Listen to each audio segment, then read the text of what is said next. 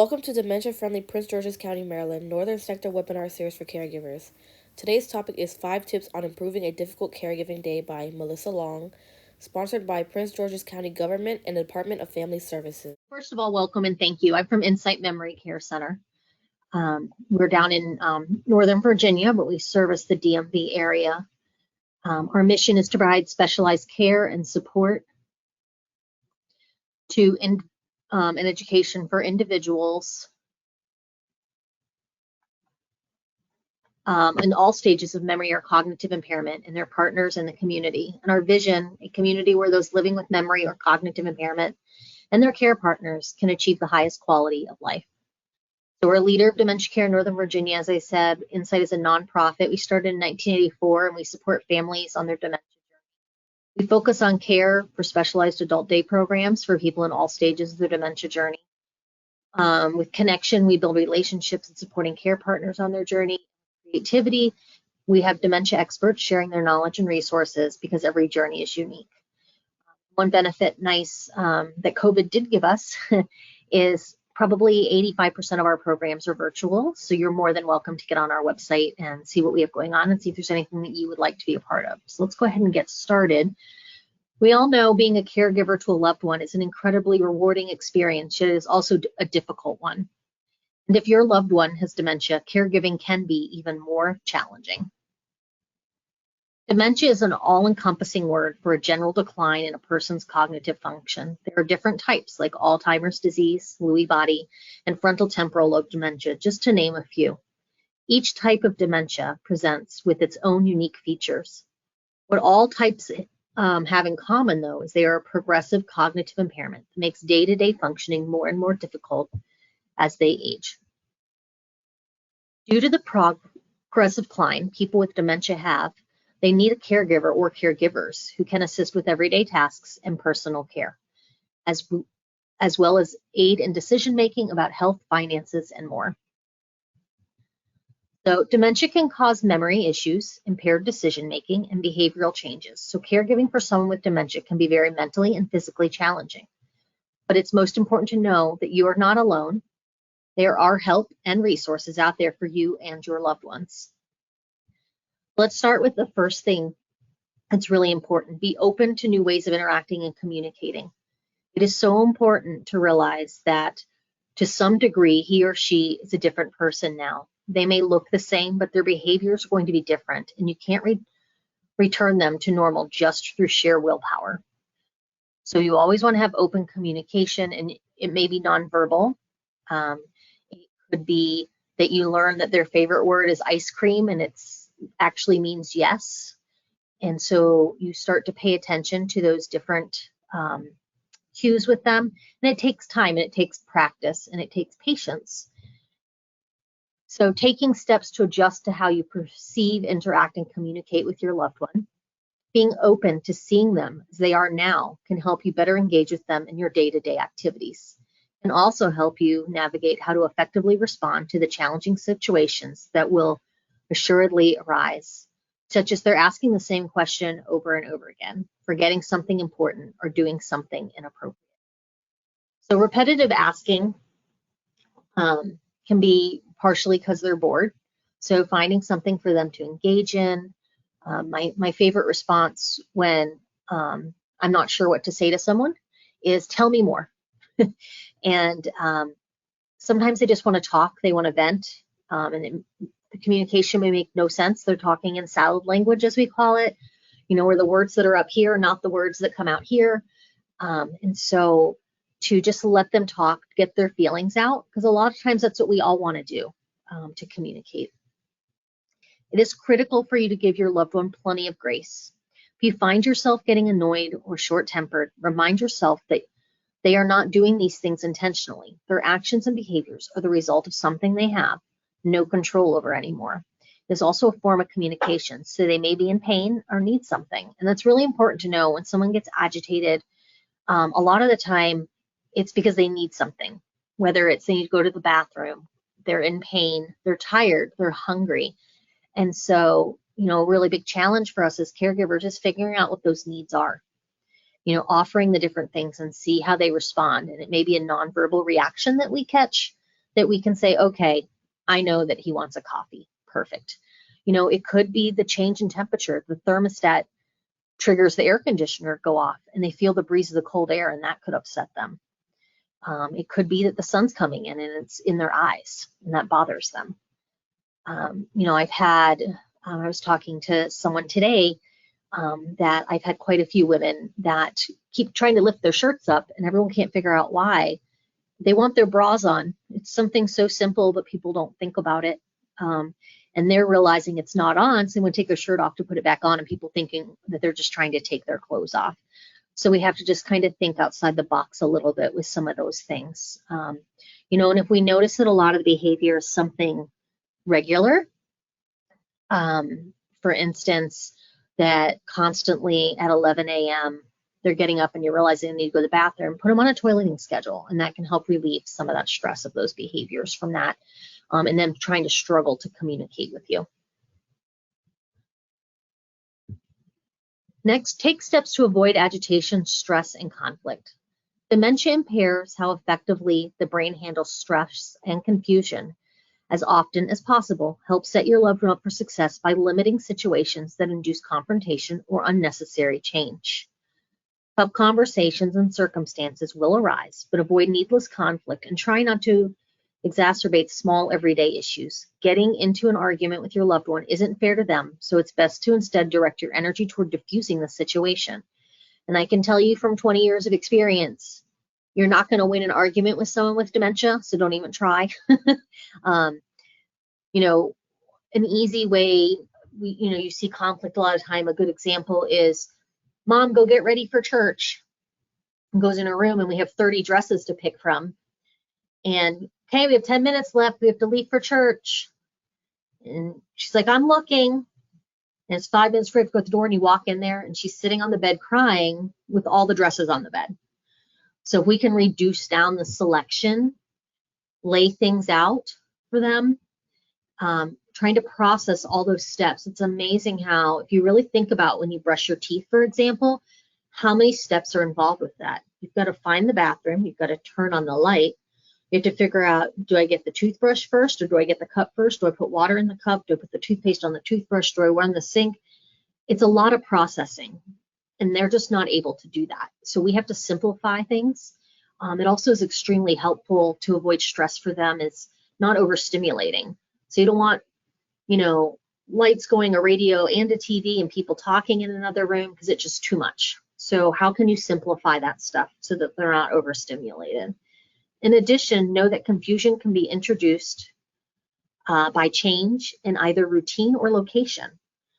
So a lot of people ask questions, should I take someone on a trip and travel? I say try a day trip and see how they do being out of their unfamiliar space. As they progress further, I really suggest not going out of time zones, because having that time change can really throw them off. And they might do great on the trip. It's the coming back that can be the hard part. And then you have a rough 2 weeks at home after a great trip. So kind of put that into process. And the other expectation is, if you do it, you can't have this expectation that you guys are going to get to do X, Y, and Z, because if they can't adjust, you may just be sitting wherever you're at and not doing anything. So be prepared for that type of situation. Don't go in with all these expectations. The other thing to avoid agitation, if they say something that doesn't make sense, just go along with it and say, tell me more, instead of saying, that isn't right. Don't you remember? That only makes it worse. And it leads to them saying, you're wrong, I'm wrong, and everyone gets frustrated. So, tell me more. You want to meet them where they're at in these situations. And, if someone says, well, I got to call Dad, and Dad's been gone for 5 years, you really want to say, tell me more about him. What's your favorite thing about Dad? Because reminding him that his dad's passed away can actually make him relive the grief that he didn't remember Dad died. And so every time you tell him that, he's reliving that death again. And that can cause even more stress. So, a lot of times some people want to walk outdoors. The best thing you can do with that is, instead of hitting the door and going, no, you can't go out, say, hey, let's go for a walk. They may just need to get some energy out. They may be looking for something. But if they go out for a small walk with you, they don't see what they want, they're going to come back in. So just kind of think, you know, how you can be with them where they're at and give them a little grace, because they're not quite understanding, and we need to just give them that support through that. The brain likes patterns. The more it recognizes its environment and schedule, the more optimally it can perform. It's important to play toward this strength, not against it, while caring for someone with dementia. So, you know, a lot of people say, our master bedroom's up on the 2nd floor. We could have it on the 1st floor. When should we move? I always say move sooner, because they can build that pattern. If you wait till later, their long-term memory is going to have the upstairs bedroom remembered more than the downstairs, and then you're going to be more likely of them going up there and having a fall. You know, keeping that pattern of every morning we wake up at 8 o'clock, we have coffee and cereal or whatever they want for breakfast. We get dressed for the day.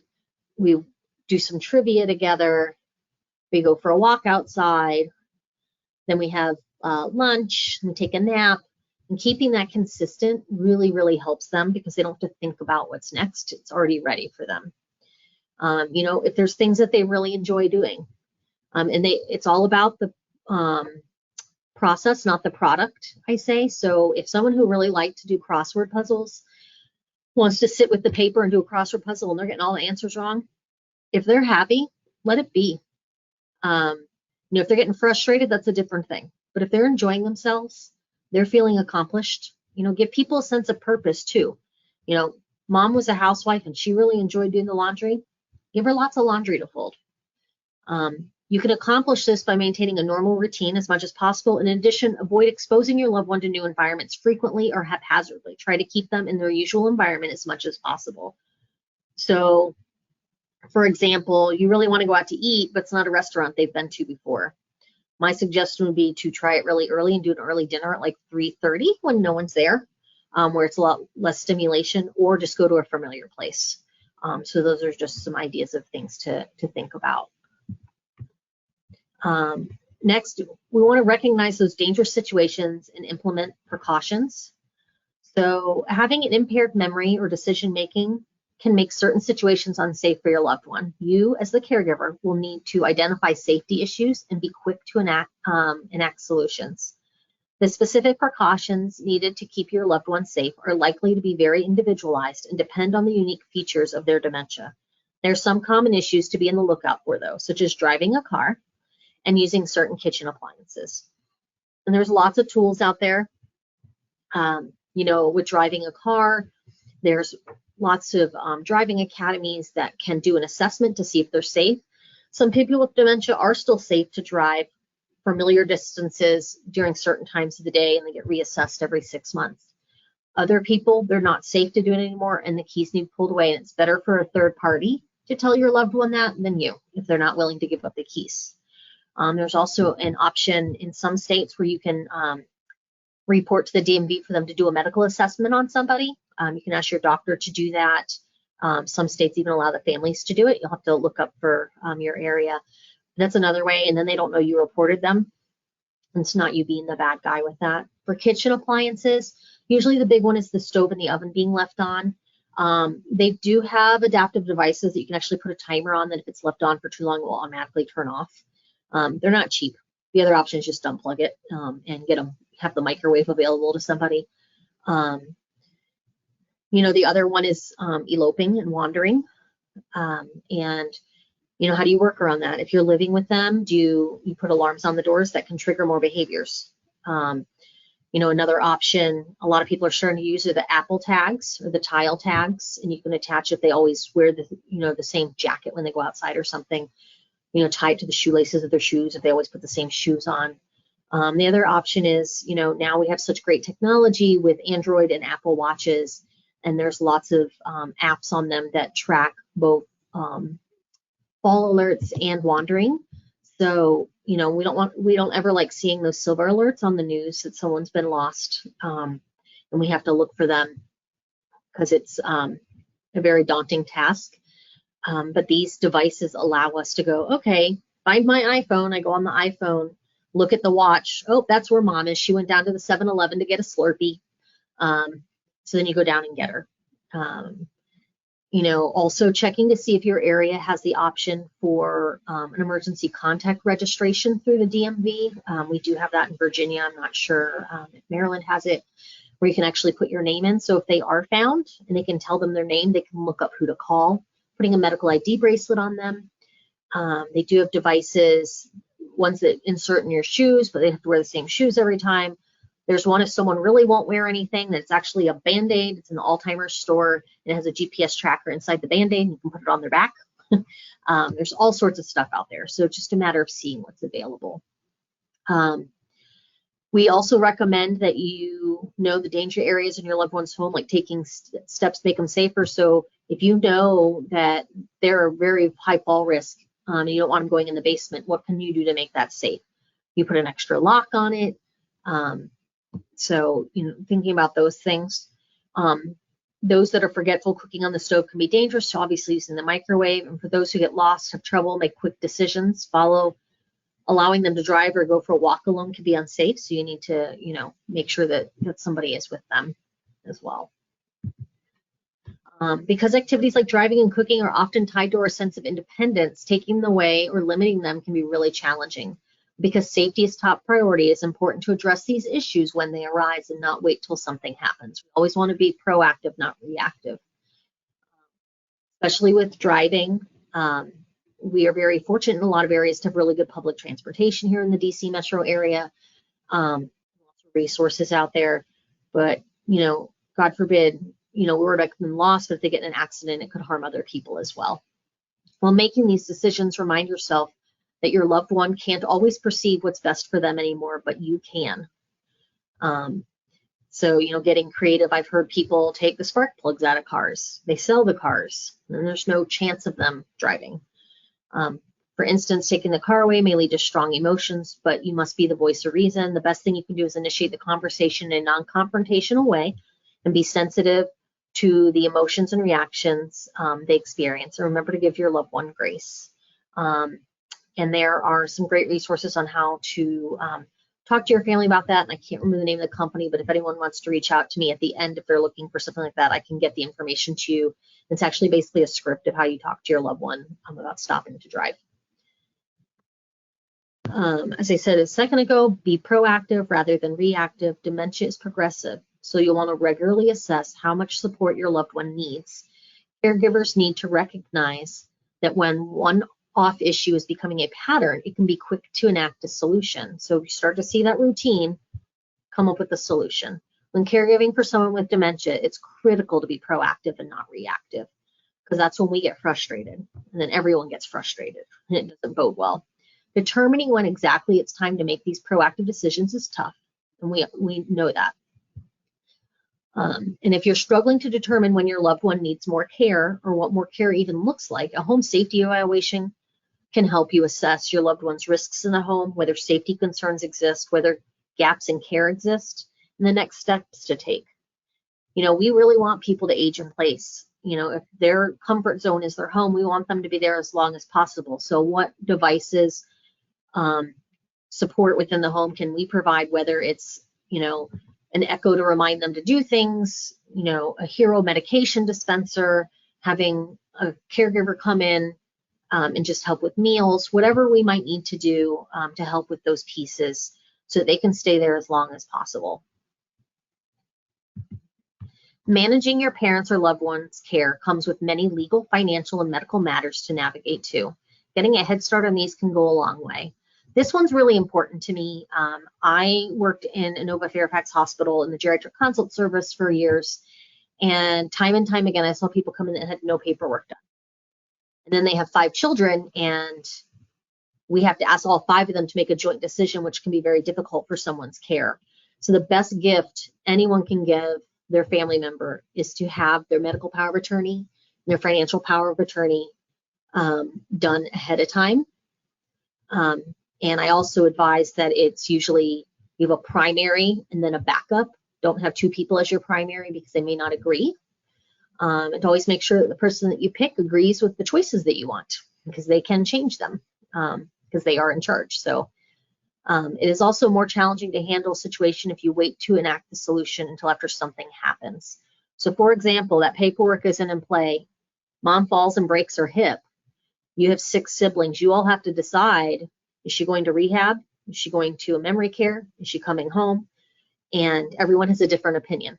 So it can lead to some angst between everybody. It also can limit your options, where they say there's only 1 bed in this rehab hospital and it's not a good rehab hospital. You don't have a choice.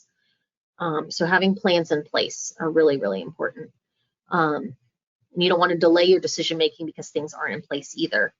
I recommend beginning a plan of these medical and financial decisions very early on, ideally as soon as your loved one gets the diagnosis or even before. Do you have yours done as a caregiver?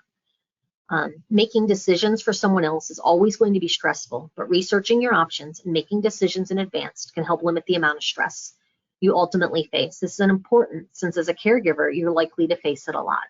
And this is where, if your loved one can still help with these decisions, write out a plan with them. If this happens to you, do you want to have this treatment? And know all those pieces so that you can honor that to the best of your ability. But don't make promises, because anything can be thrown into your path and you may have to do something they asked you not to do. You just say, I will try my best to honor all your wishes so that you don't feel guilty for making a choice that they didn't want. Know when to ask for help. This picture says here, I will ask for help before my problems get out of control. It's really important. If you're the primary caregiver, make sure you have a secondary caregiver and a tertiary caregiver. Everyone fits in a role, and you have to decide where you're best at. If you know you're not good as a primary caregiver, find someone else to do it. Because if you enjoy the role you're in and can handle it, you're going to be more successful in it. And the person going through this journey is going to have a more successful journey.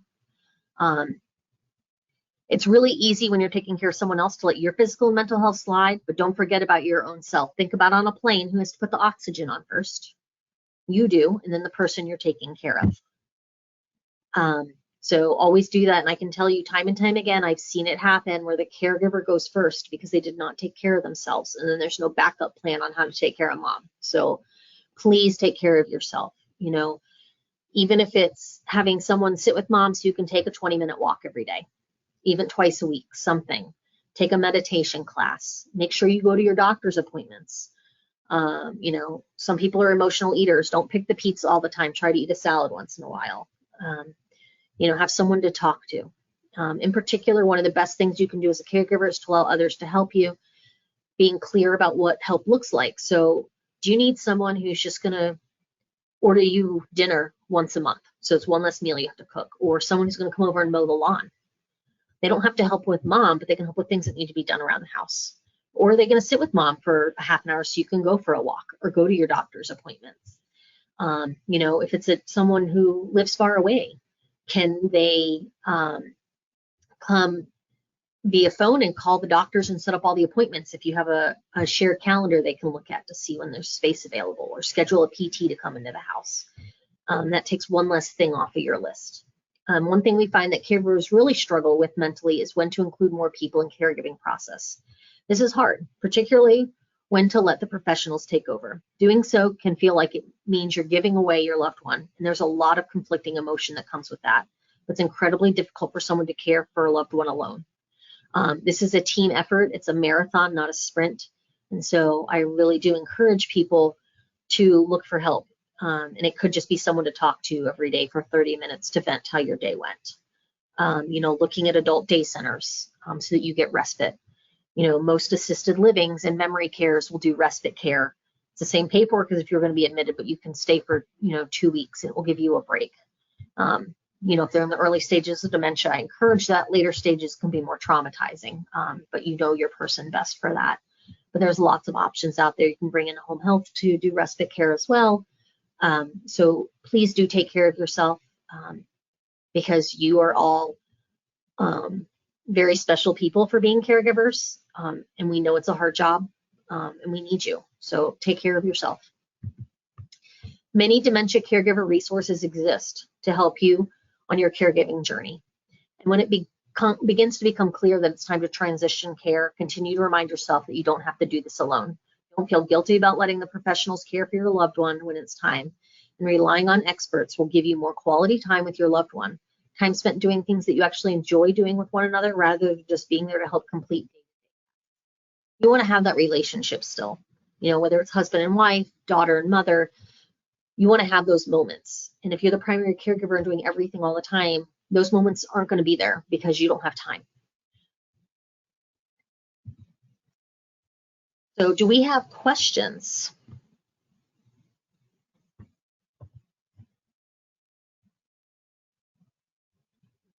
I don't see any questions on my end.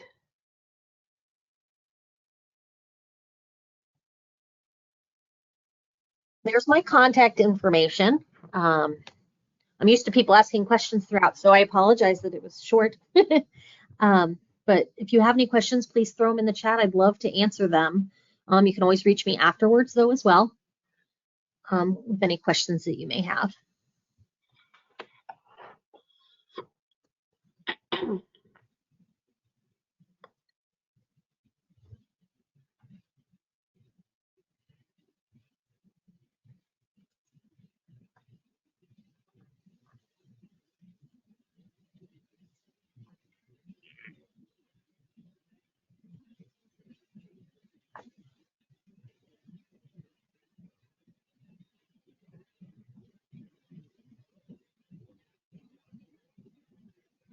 Does anyone have any specific scenarios they've dealt with that they've struggled with that I could talk through so other people could hear it?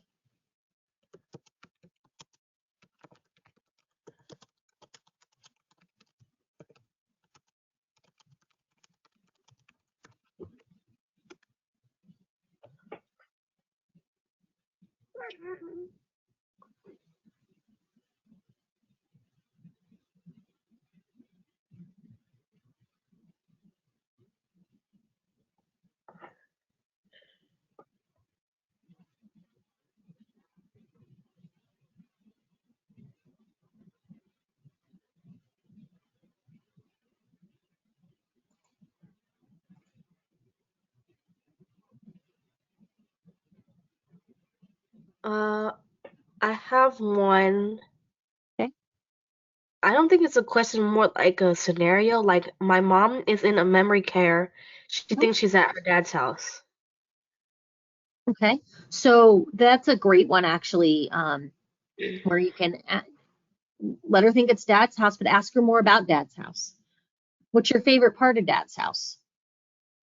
Because it's bringing her a fond memory in some way. I know someone who's at a memory care that thinks it's like their camp they went to when they were a child. And she has fond memories from that. So just ask her more about it. You know, it's a famous line, tell me more about it, and see if she's able to express to you what makes her happy about it. Maybe she'll share a story you didn't know.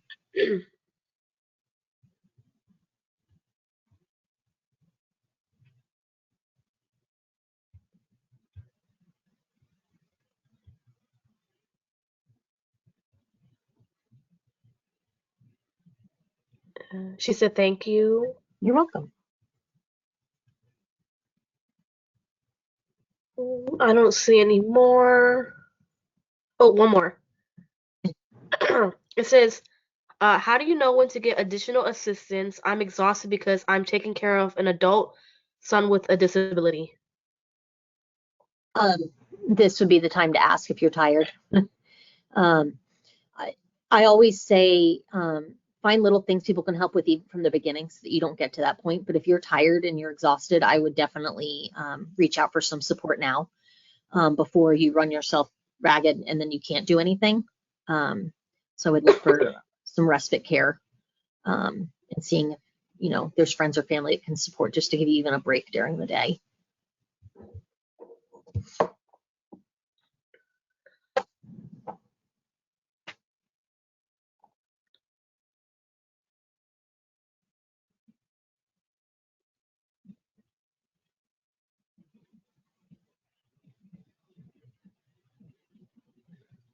Okay, another one is, how do I get my brother who lives out of state to be more involved? So give him things to do. Sometimes there are certain people within our family that don't know what to do. It's not in their wheelhouse to do things. So if you're doing all the driving for doctor's appointments, Ask if he'll send a gas card. It could literally be something that simple. You know, or talking on the phone or doing FaceTime with your loved one for 20 minutes so that you can just have a break to go sit outside and decompress. You know, you can share your YouTube screen and they can watch trivia together or go to the beach together in a video. You know, there's lots of options like that. Technology has come a long way, especially with COVID. So there's things that he can do if he wants to do it with your loved one, or, you know, do things on the side for you. You know, he can order you dinner one night and have it sent to the house. So it's one less meal you have to cook. So just get creative. You know, if it's writing letters so that your loved one can get mail, it can be little things like that.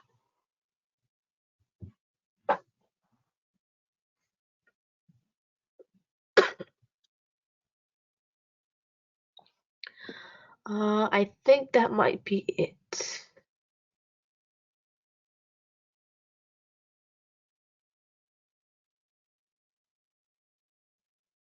Yep. All right. Well, thank you all for having me. And like I said, if you have any further questions, feel free to reach out to me. I'm more than happy to answer them at any time.